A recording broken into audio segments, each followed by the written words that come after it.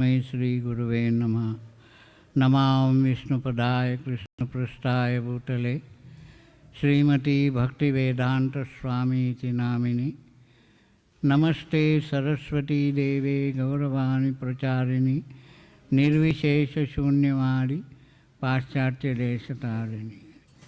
भज श्री कृष्ण चैतन्य प्रभु नित्यानंद श्री अद्वैत गदाधार श्रीवासदि गौर भक्तवृंद।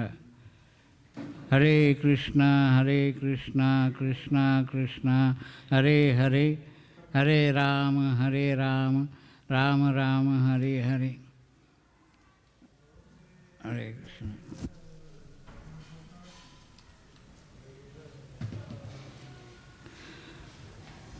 हरे कृष्णा।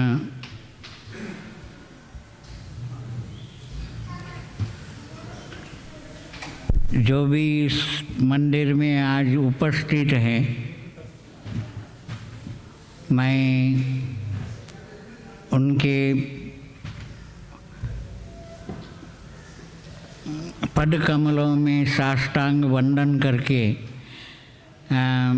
मैं दो बात कहने की कोशिश कर रहा हूँ, क्योंकि आप सभी धामवासी हो, मुझसे ज़्यादा भाग्यवान हो। और आप हमेशा श्री श्री राधा पंढरीनाथ का सेवा में लगे हुए हो। और आपका जैसा भाग्य किसको होगा। एक तो धामवासी और दूसरा राधा पंढरीनाथ का सेवा में निरंतर आप हो।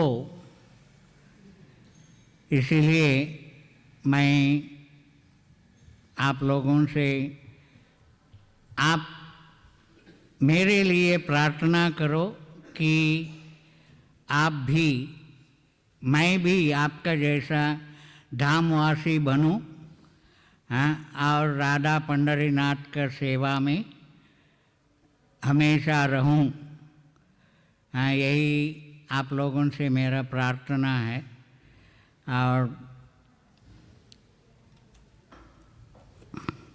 मैं पहले ही कह चुका हूँ कि मैं कथावाचक तो नहीं हूँ, या मुझे शास्त्र का ज्ञान है, या मैं ऊंचे पद में हूँ, और मैं आप सभी लोगों का दास हूँ। और यही अपनी पहचान है। और सबसे ज़्यादा मैं आप सभी लोगों का धन्यवाद करता हूँ कि आपने मुझे संगत दी, और जिससे मेरी बैटरी चार्ज हो गई,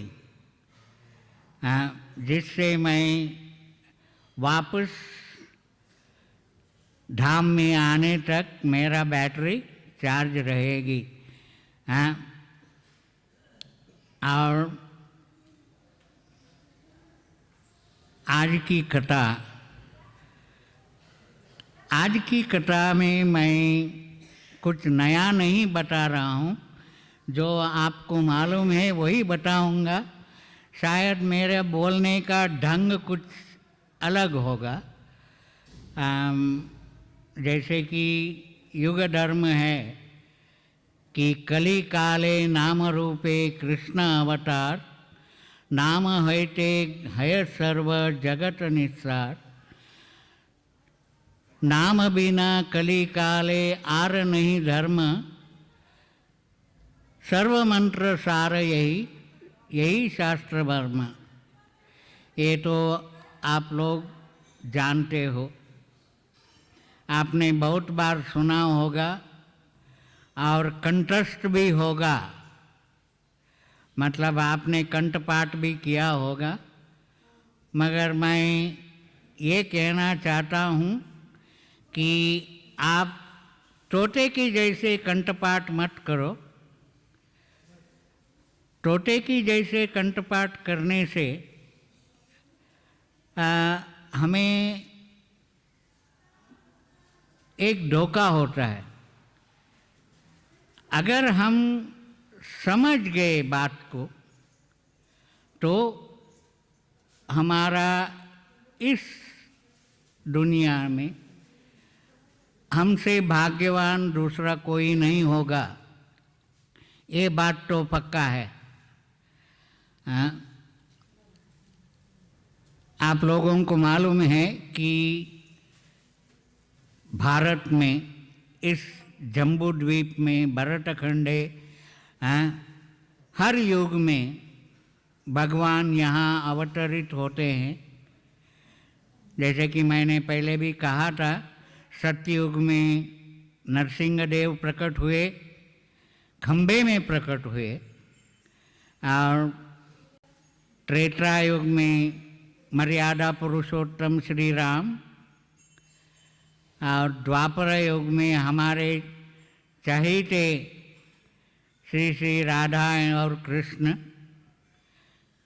आप सभी के लाड़के हैं वो। हाँ, जैसे कि मैंने कहा था पिछले मेरे प्रवचन में, राम और कृष्ण में भेद क्या है मालूम है? याद है? एक दोनों राम और कृष्ण में भेद नहीं है, भेद निमेष। एक के नयन गंभीर और दूसरे चपल विशेष। दूसरों के नयन मतवाले हैं और कृष्ण के नयन इतने मतवाले हैं वो सबको आकर्षित कर देता है। मतलब कृष्ण का मतलब कर्षति इति कृष्णा। जैसे कि हम आज मैं जब से मैं आया हूँ यहाँ, आपका पंडरीनाथ मुझे आकर्षित कर रहे हैं, क्योंकि वो क्यों मालूम नहीं कि रोज़ वो नए दिखते हैं और नए मुझसे बातें करते हैं। हाँ, और उससे मुझे प्रेरणा मिलती है कि हम अपने आप में भाग्यवान समझ सकते हैं। और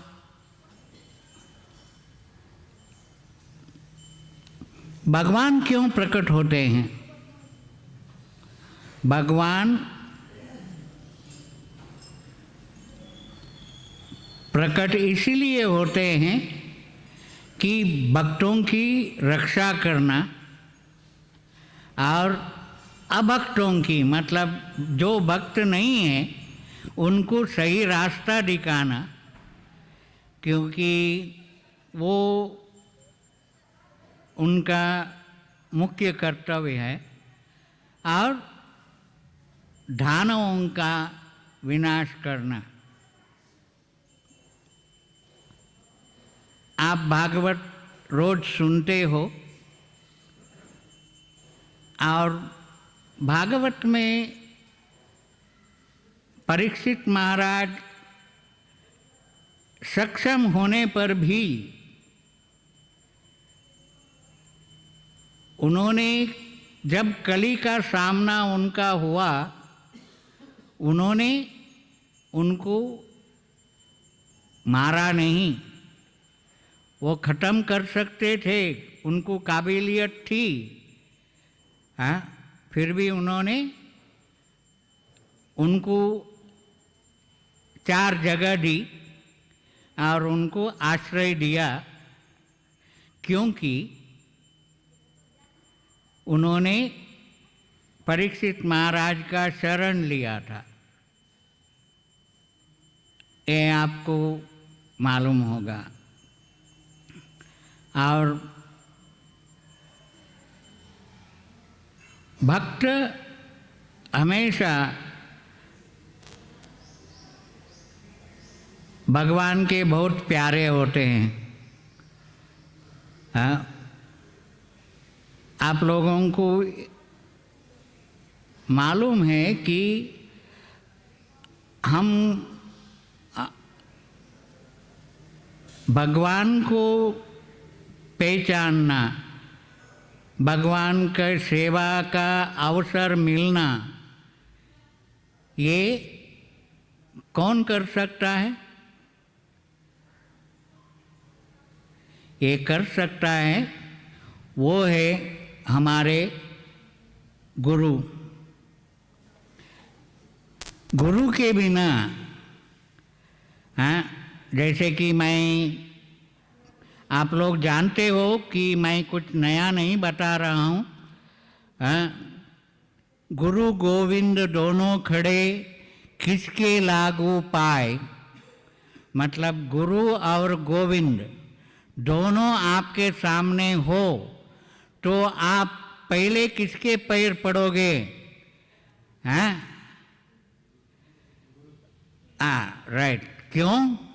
क्योंकि गुरु के बिना हमें गोविंद की पहचान नहीं होती। हैं? मतलब बलिहारी गुरु आपने गोविंद दियो बताए। गुरु के बिना हमें गोविंद की पहचान भी नहीं होती। ये गोविंद है, ये राधा पंडरीनाथ है। इसलिए गुरु और गोविंद जब दोनों सामने मिलते हैं तो पहले गुरु की वंदना, गुरु को साक्षात प्रणाम करना चाहिए। और इसीलिए गुरु के स्थान, हरे कृष्ण, गुरु के स्थान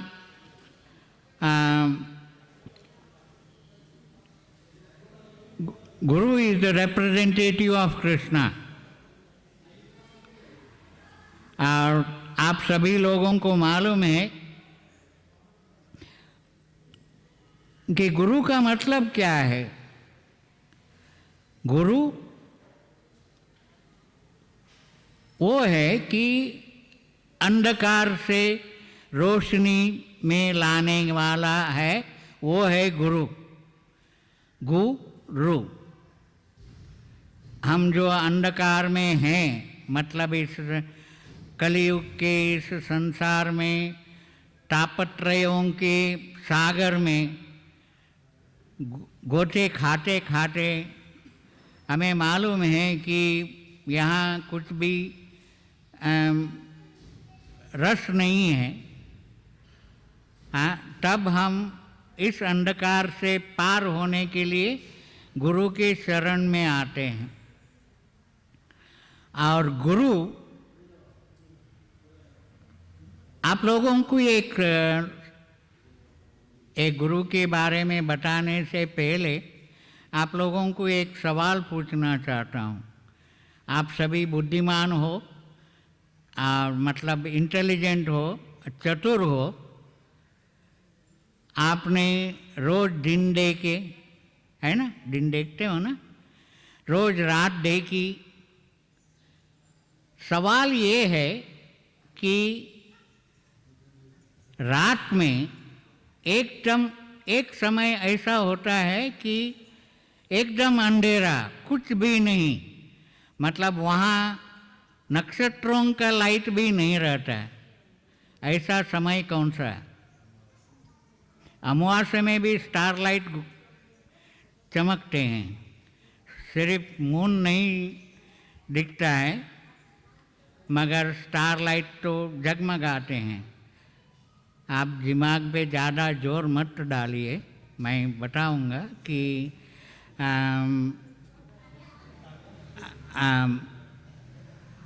the darkest night of the night is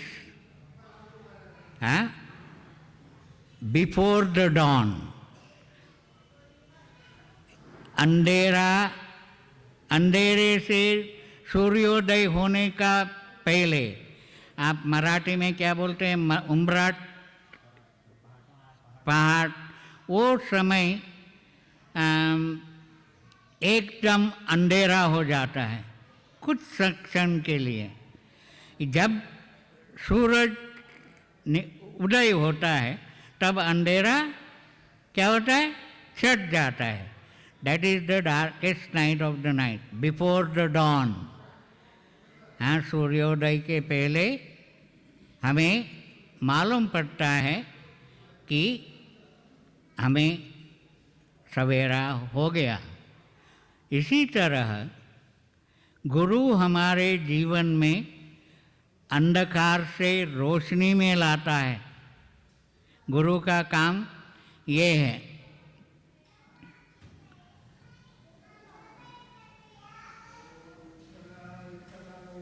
मैं आप लोगों को एक छोटा सा किस्सा सुनाता हूँ।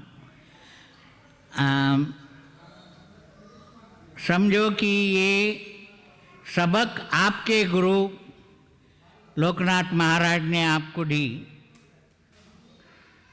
मतलब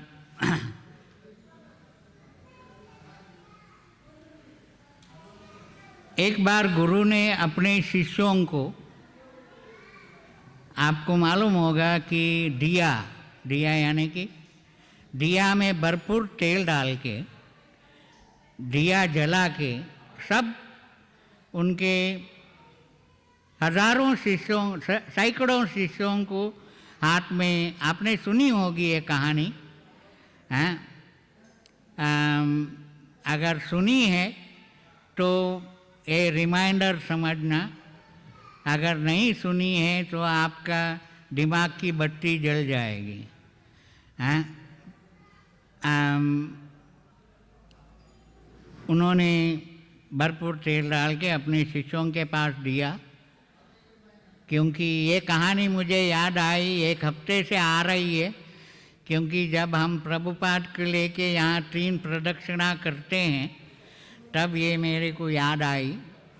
हाँ, और उन्होंने अपने गुरु ने कहा कि आप इस मंदिर का 3 प्रदक्षिणा करो। हाँ, मगर वहाँ एक चेतावनी भी दी उन्होंने कि हाथ में तेल लगना नहीं चाहिए और दिया बुझना नहीं चाहिए। क्या? तेल मतलब आप डगमगाते ये करते हो तो तेल हाथ में गिरना नहीं चाहिए और दिया बुझने नहीं चाहिए। तब सभी शिष्यों ने गुरु की चुनौती स्वीकार की। ध्यान से सुनिएगा, गुरु की चुनौती को स्वीकार किया और 3 बार प्रदक्षिणा की और गुरु के सामने सभी शिष्यों ने अपने हाथ दिखाए और जलता हुआ दिया दिखाया और सभी शिष्य ये समझते थे कि गुरु हमें शाबाशी देगा, क्योंकि गुरु की आज्ञा हमने पालन की है कि नहीं? हाँ, मगर गुरु सब जानता है। हाँ, और उन्होंने कहा कि आपने प्रदक्षिणा की, शाबाश, आपने आपका दिया जलता है उसके लिए धन्यवाद, और हाथ में तेल भी नहीं गिरा उसके लिए वाह वाह। हाँ, और इतने आपने क्रिया की, कर्म किए, तब आपने कितनी बार राधा पंडरीनाथ का याद किया?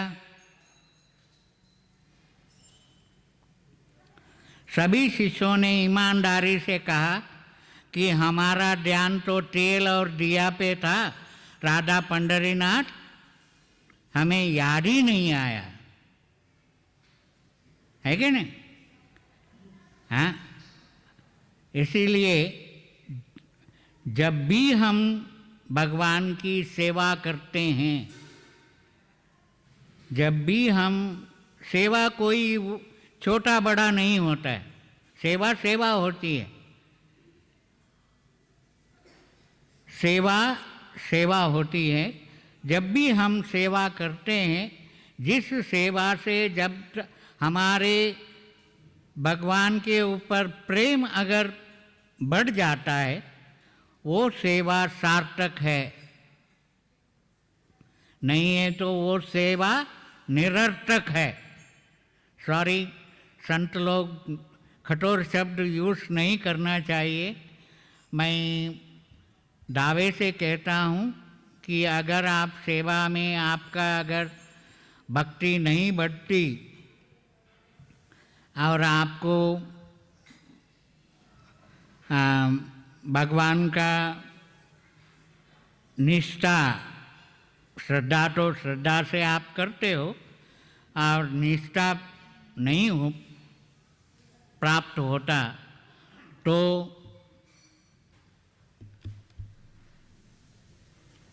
वो आपको भक्ति का साक्षात्कार नहीं होगा। ये ध्यान से अंडरलाइन करना। और मैं आप लोगों को अनुभव है, भक्ति कितनी आसान है, भक्ति कितनी सरल है, भक्ति अपना कितने रूप बदलती है, मालूम है आपको? शायद आप सभी जानते हो मगर ध्यान में नहीं होगा। आप सभी भक्त है, बहुत सालों से आप भक्त होंगे। उस पे मैं बाद में आऊँगा, क्योंकि हमने कभी कभी अब हम में एक अभिमान आ जाता है कि मैं इतने साल से भक्त हूँ, या भगवान को देर नहीं लगती, एक सेकंड में आपका अभिमान चूर चूर करेगा। मगर मैं टॉपिक पे आ जाता हूँ। भक्ति अपने कितने रूप लेती है। जब भक्ति खाने में मिल जाती है तो उसे प्रसाद बन जाता है कि नहीं? हरे कृष्णा।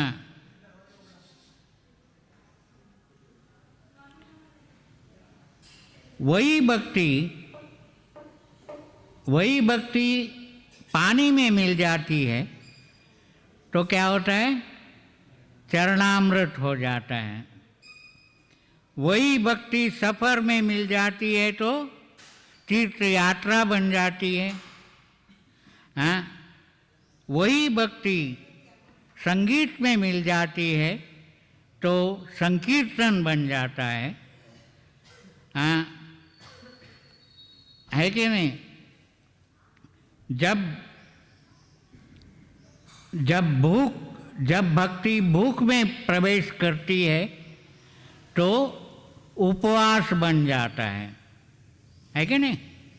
आपको अनुभव है।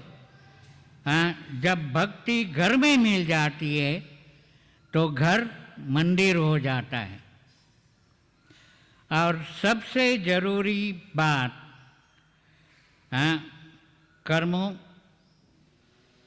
भक्ति हमारे कर्मों में मिल जाती है तो मतलब अपनी क्रिया में मिल जाती है तो क्या होता है? भक्ति सेवा हो जाती है कि नहीं? ये भक्त बनने का ABCD है। ये सब आपको मालूम है।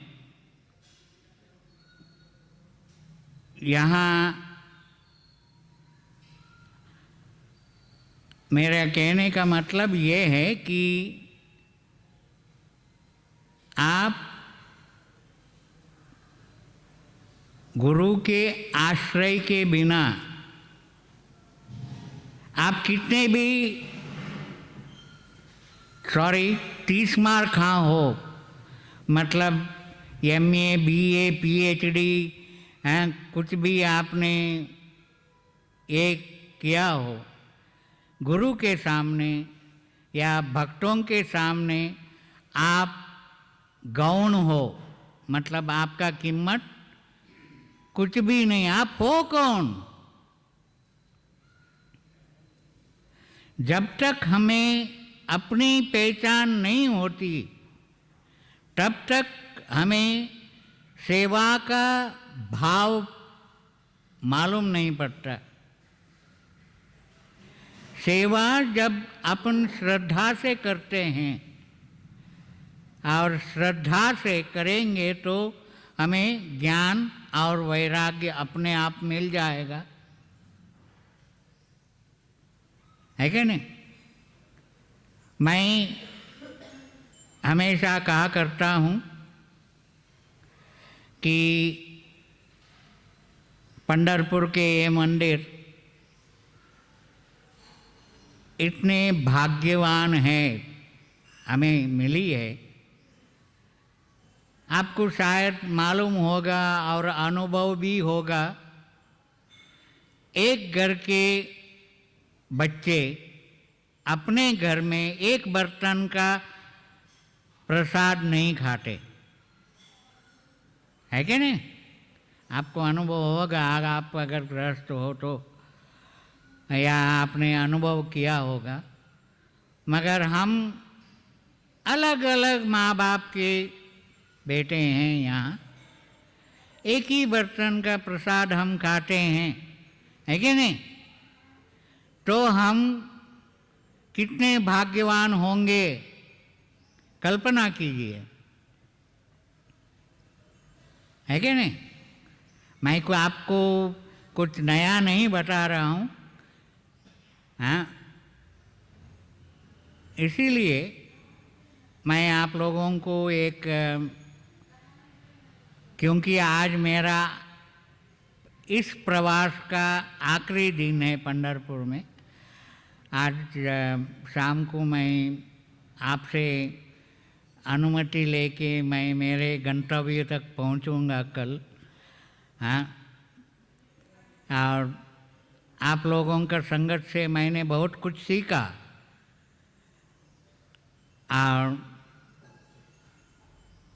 और वो मुझे काम आएगी मेरी भक्ति बढ़ाने के लिए। मतलब हमें हमेशा ये समझना चाहिए कि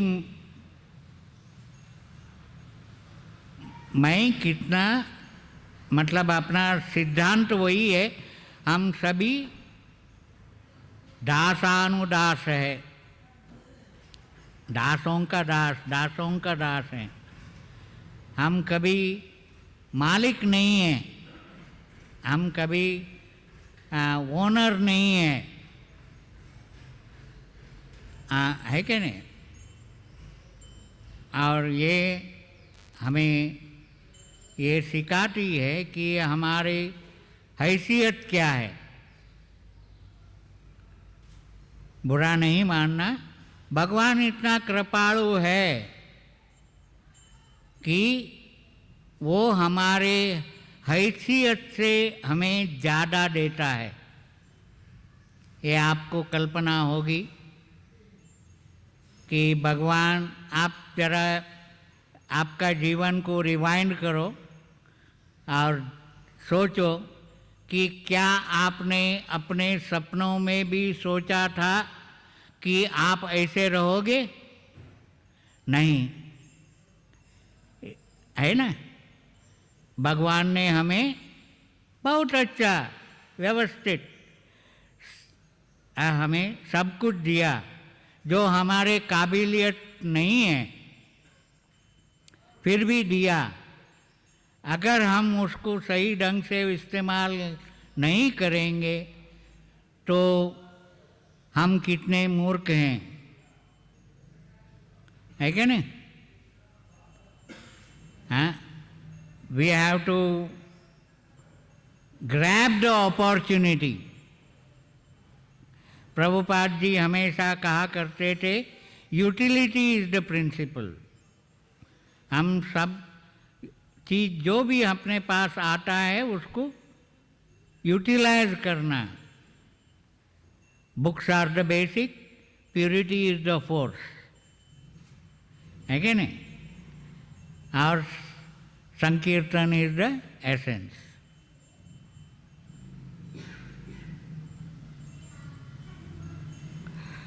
मैं आप सभी लोगों को मेरे दिल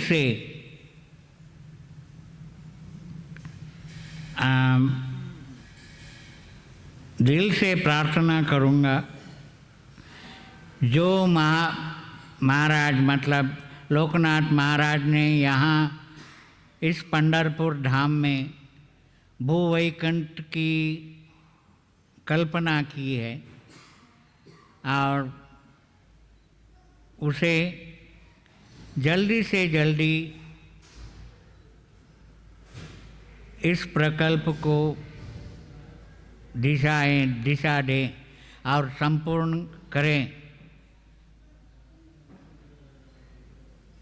क्योंकि हम मतलब तुम लोग तो वो देर होगा तो चलेगा, मगर महाराज का और हमारा एक आशा है कि हमारे जीवित काल में ये पूर्ण हो। इसीलिए आप लोगों को जी जान से मेहनत करनी होगी और इस प्रकल्प को पूर्ण करना होगा। हाँ, मगर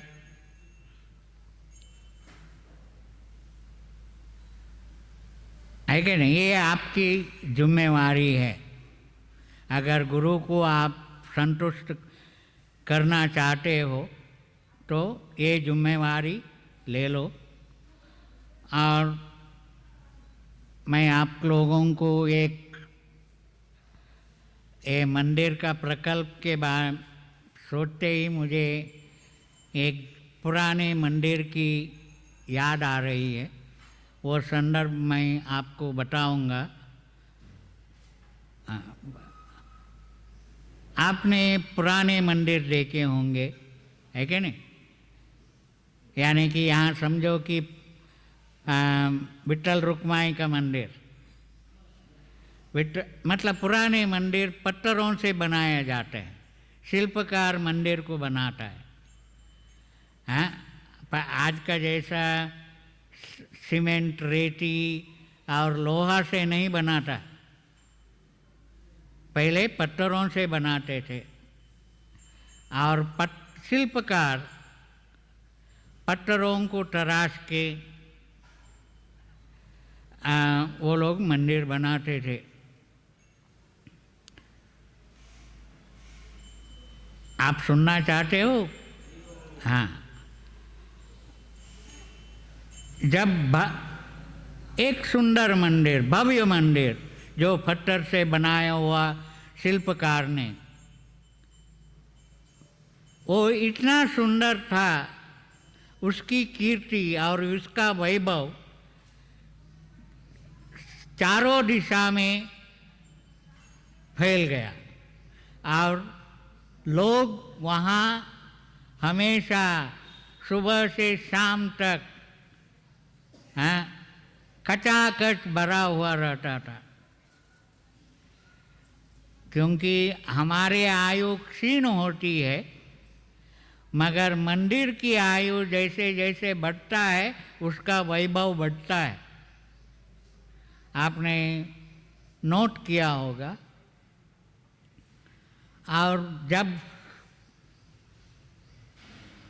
हुआ यूं, वो मंदिर में वो शिल्पकार ने बनाए हुए पत्थर रात को आपस में बातें करते थे।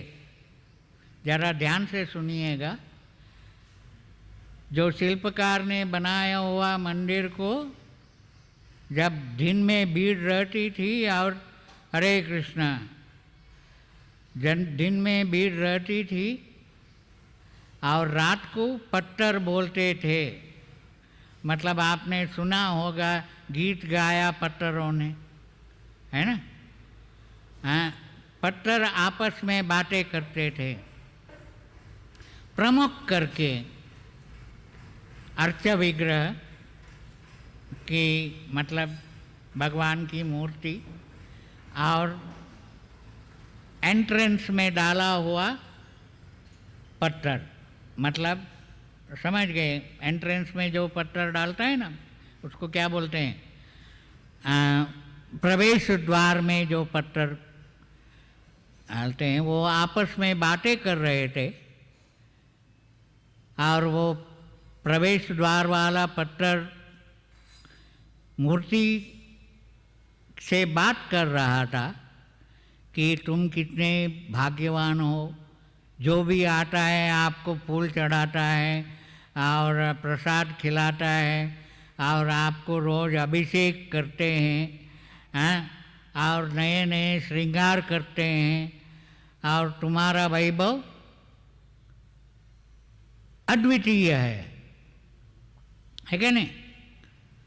ऐसे वो मुख्य द्वार में जो पत्थर लिटा हुआ वो बता रहा था।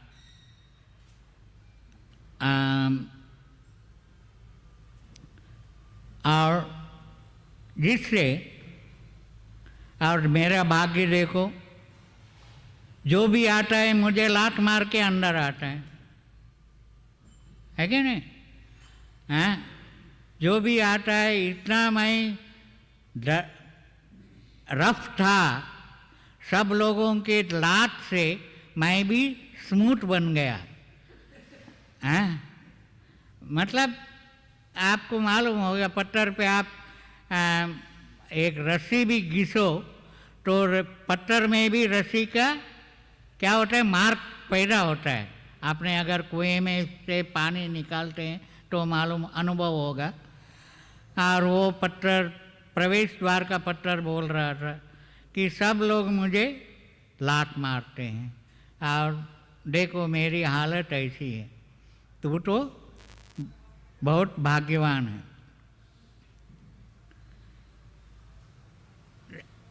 अभी आप ध्यान से सुनिएगा। तब मूर्ति बोलने लगी, मूर्ति बोलने लगी, क्या मालूम है आपको, पहले तुम्हें शिल्पकार ने चूज किया था मूर्ति बनाने को, ध्यान दीजिए, पहले आपको चूज किया था मूर्ति बनाने के लिए, मगर मूर्तिकार का चीनी और हथौड़ा दो मार लगते ही तुम शिल्पकार से कंप्लेंट किया, मुझे ज़्यादा मत मारो, मुझे दर्द करता है। इसीलिए उसने शिल्पकार ने आपको मुख्य द्वार का पत्थर बनाया। समझ गए बात को। और बाद में तुमने नकारने के बाद शिल्पकार ने मुझे चूज किया और मुझे हजारों लाखों करोड़ों बार चीनी और हथौड़े से मार मार कर मुझे अर्च विग्रह बनाया। मतलब कल्पना करो कि एक महान चीज बनाने के लिए कितनी त्याग करना जरूरी है, भोग नहीं। मतलब जितने करोड़ों बार वो शिल्पकार ने मारने के बाद वो मूर्ति बन गई। और उसने शुरुआत में सब कुछ सहन किया, है कि नहीं, इसीलिए वो आज मूर्ति बन गए और सभी का आकर्षण हो गए। इसीलिए मैं आप सभी लोगों को दिल से और मन से मैं कहता हूँ कि आप भले आपको अभी तकलीफ़ें होंगी, तकलीफ़ लगेगा, मगर इतना तो गारंटी से मैं कहता हूँ, जितना तकलीफ़ हमने उठाए हैं, आपको नहीं, आपको सभी सुविधाएं उपलब्ध है कि नहीं? हाँ, तो इस अवसर को जाने नहीं देना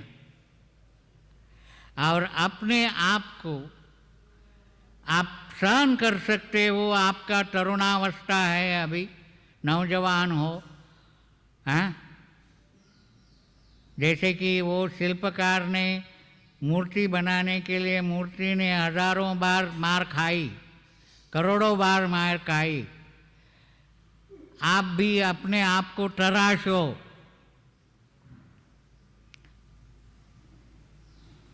और आप भी मूल्यवान बनो। हाँ, क्या आप तैयार हैं? और सभी को भगवान एक मौका देता है। उस मौके को आपने अगर उपयोग नहीं किया तो आपका जैसा दुर्भाग्य और कौन होगा, है कि नहीं? सॉरी, मैं आपको, आप सभी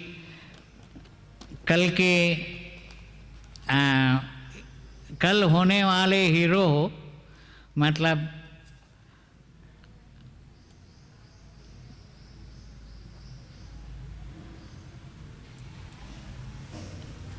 और गुरु क्या करता है, लोकनाथ महाराज जी क्या करते हैं, हर एक को अपने अपनी काबिलियत के ऊपर सेवा देते हैं, है कि नहीं? हाँ, मतलब जैसे कि मैंने कहा कि हरे कृष्ण,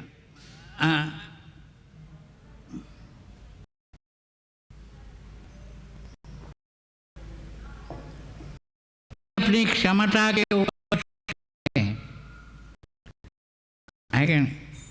और वो सेवा अगर हम दिल से करें, मन से करें, भले सेवा सेवा होती है, कोई बड़े छोटी बड़े नहीं होती, हाँ,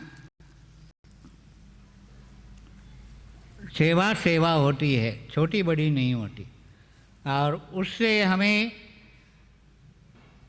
सद्गति प्राप्त होगी, उससे हमें गुरु के साक्षात्कार होंगे, और गुरु के साक्षात्कार होने से कृष्ण राधा पंडरीनाथ का भी साक्षात्कार होगा। यानी कि मेरा पहले प्रवचन में मैंने शायद कहा होगा, आप लोगों को मुझे याद नहीं है, मैं बूढ़ा हो गया हूँ और भूलने की आदत है मुझे। हाँ, यहाँ कितने आदमी हैं जो राधा पंडरीनाथ से बातें करते हैं?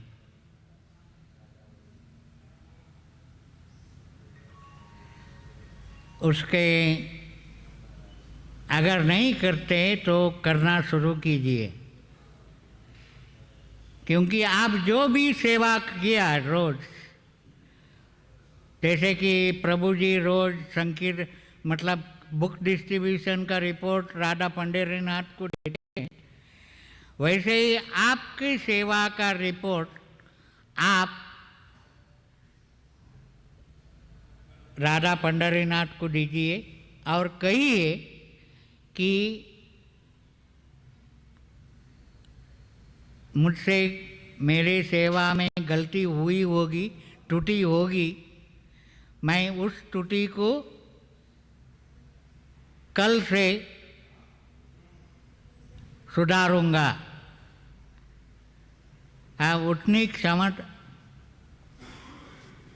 उतनी क्षमता आप मुझे देना। सॉरी, एक मिनट।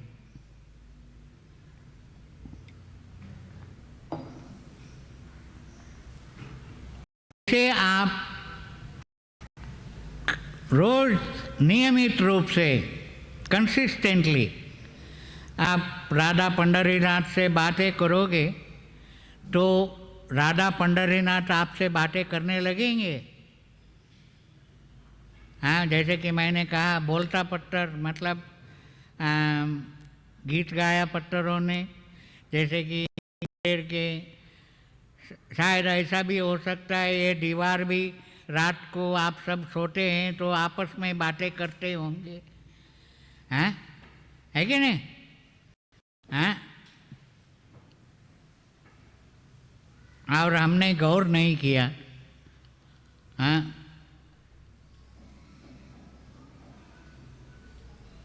जब तक हम, बात आज आपका डायरी में नोट करके रखिए कि जब तक हम गुरु के गुलाम नहीं बन सकते, नहीं बनेंगे, तब तक हम गुरु की सेवा नहीं कर सकते।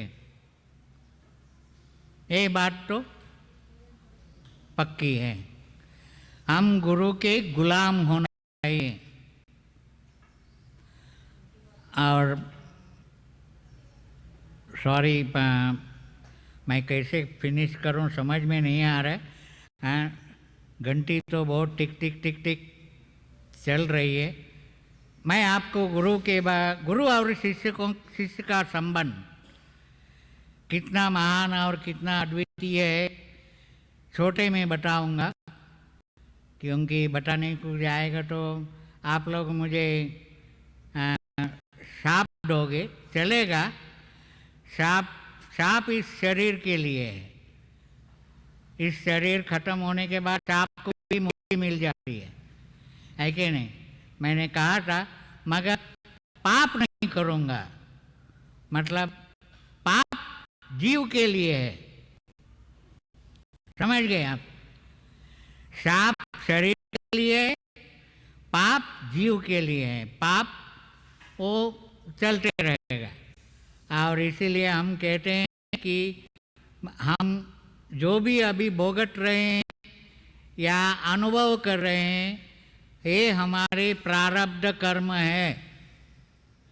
No one can escape from the reality of karma, karmic reaction. अब आप दूसरों से छुपा सकते हो, मगर आप खुद से छुपा सकते हो क्या? नहीं, है ना? और इसीलिए गुरु शिष्य संबंध, आपने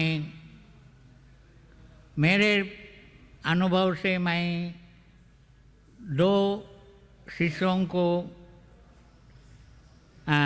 ये करूँगा। एक द्रोणाचार्य के 2 या 3 शिष्य, एक द्रोणाचार्य के शिष्य अर्जुन, है ना? द्रोणाचार्य ने अपने शिष्य अर्जुन को इतने महान तीरंदाज बनाया और अर्जुन ने निष्ठा से, मन से और अपने लक्ष्य को प्राप्त करने के लिए उन्होंने द्रोणाचार्य से शिक्षा दीक्षा ली और उन्होंने धनुर्धर, अच्छे धनुर्धर बने। उसको देखकर कर्ण द्रोण के पास आया, आपको मालूम होगा ये कहानी। और द्रोण ने उसको शिष्य स्वीकार नहीं किया। तब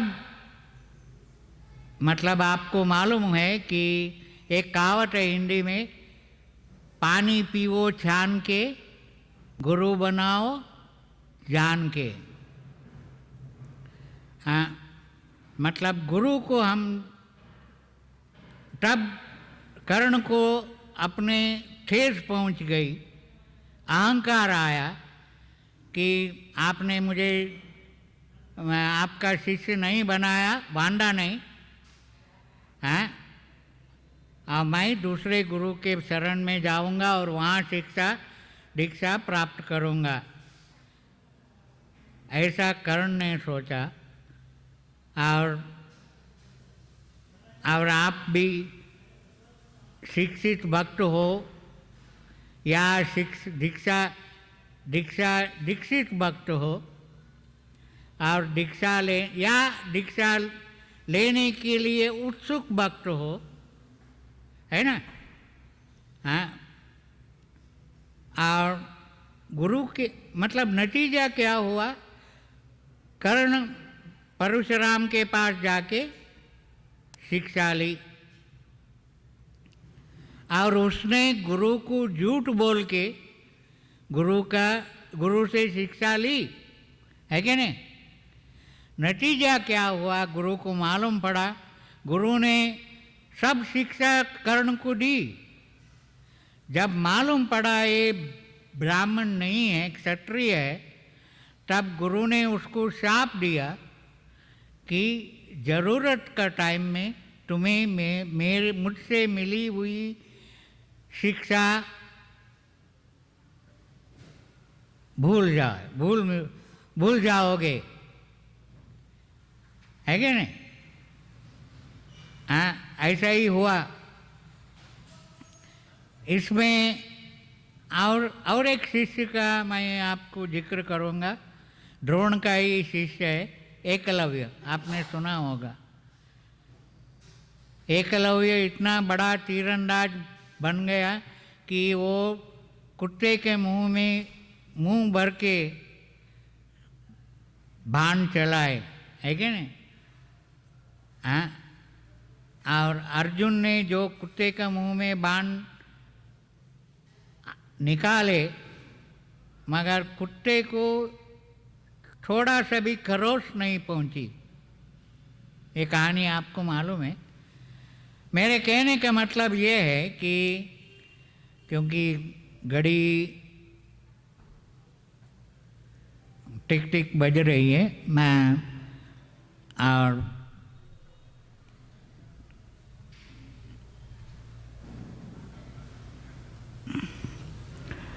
इसीलिए गुरु बहुत मूल्यवान है। और गुरु अगर नाराज हुए तो भगवान या राधा पंडरीनाथ भी कुछ नहीं कर सकते। ये बात अंडरलाइन करने वाली बात है। इसीलिए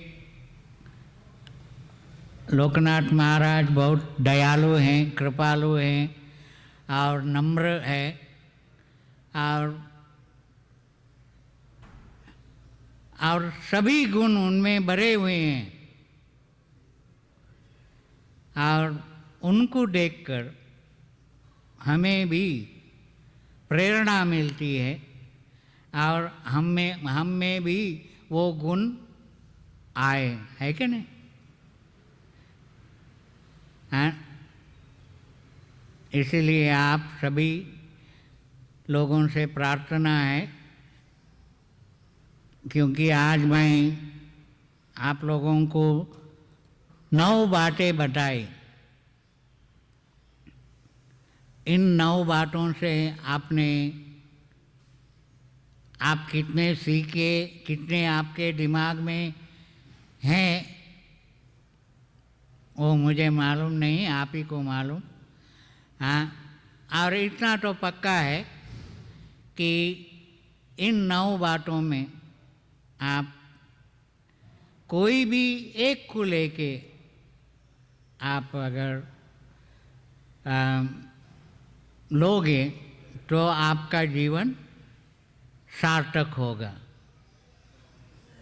हाँ, तो आप सभी को दिल से मैं धन्यवाद करता हूँ। आपने सहनशीलता से मेरी 2 बातें सुनी और आशा करता हूँ कि आपने एक भूल कर रहे हो कि आपके पास, मैं देख रहा हूँ, नोटबुक या पेन नहीं है आपके पास। हैं, मैं या आप बहुत इंटेलिजेंट हो, एक बार सुनेगा तो आपका दिमाग में बैठ जाता है, शायद आप चतुर हो। हाँ, मगर कभी भी आपको मालूम है कि एक बार लिखना और 5 बार पढ़ना एक ही बात है। लिखने की और पढ़ने की आदत डालो। हाँ, अभी तो प्रभु जी ने रिकॉर्ड किया होगा कि आप सुनोगे बाद में। और आप सभी को धन्यवाद। जैसे कि मैंने बोला, आप सभी मेरे लिए प्रार्थना करो कि मेरे जीवित रहने से पहले आपका लोकनाथ महाराज का ये सपना पूर्ण हो। हाँ, और मैं भी इस ओपनिंग में आ सकूं, क्योंकि मैं आदिशेष का टाइम में आया था और इवन प्रकल्प का ऑफिस खोलने का टाइम में भी मैं आया था। और एक मेरा सपना है कि आप भूवैकुंठ को साक्षात्कार जल्दी से जल्दी करो, क्योंकि हमारे पैर, एक पैर समाधि में है और एक से आपके साथ। हरे कृष्ण। कोई सवाल?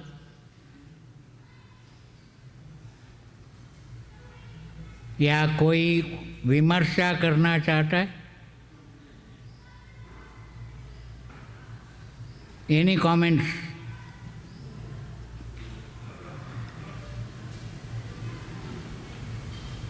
हाँ, यस। आपको बहुत बहुत धन्यवाद। आपका समय निकालिए स्पर्धा के सामने और हमको मार्गदर्शन किए। तो हमको कुछ यहाँ का जो आपने देखा और कुछ आप सजेशन देना चाहते हैं?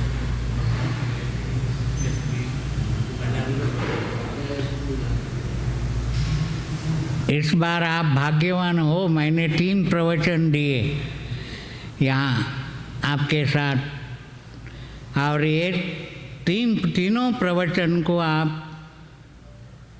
2-3 बार सुनिएगा और आपका सोया हुआ शेर जाग जाएगा और आप कामयाब होंगे। और कामयाबी का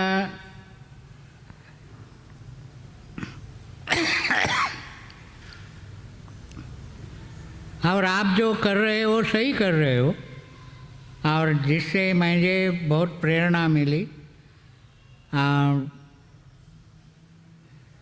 और सबसे वापस मैं बिना लज्जा से मैं कहूँगा कि जो भी पुजारी है उसने राधा पंढरीनाथ को रोज़ अच्छी तरह से सजा रहे हैं वो, और ऐसे ही सजाते रहिए और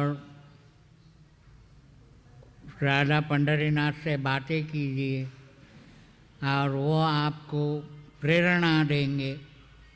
अगर और उसके हिसाब से करते जाइएगा। और रहा आपका, अगर जो भी मेरे 3 प्रवचन में आपको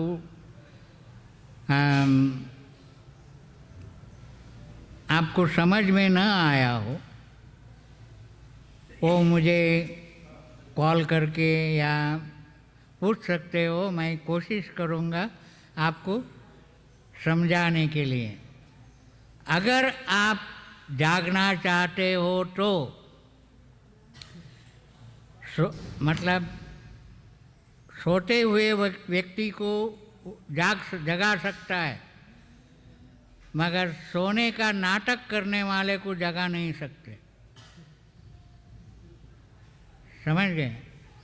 इसीलिए आप सभी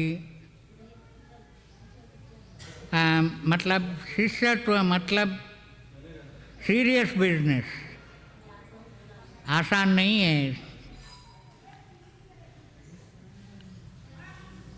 मगर इतना तो पक्का है प्रभुपाद ने हमें डांट के हमारे से बहुत काम करवा लिया उन्होंने। हाँ, और आप तो भाग्यवान हो, जैसे कि मैंने कहा कि आप you are the grand children of Srila Prabhupada, और बेटों से ज़्यादा प्यार पोता पोती से वो करते हैं। इसीलिए मुझे ईर्ष्या है आप लोगों से, हैं, और इसका फ़ायदा उठाइए। हरे कृष्ण। और किसी का सवाल?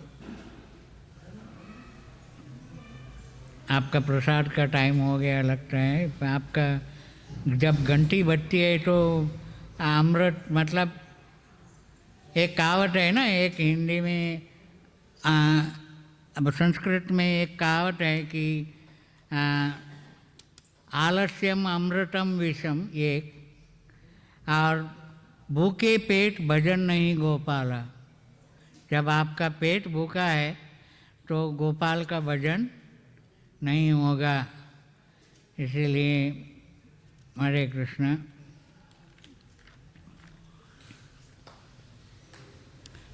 धन्यवाद। और मेरे लिए प्रार्थना कीजिए, मैं भी आपके जैसे धामवासी बनूं। हरे कृष्ण। जय।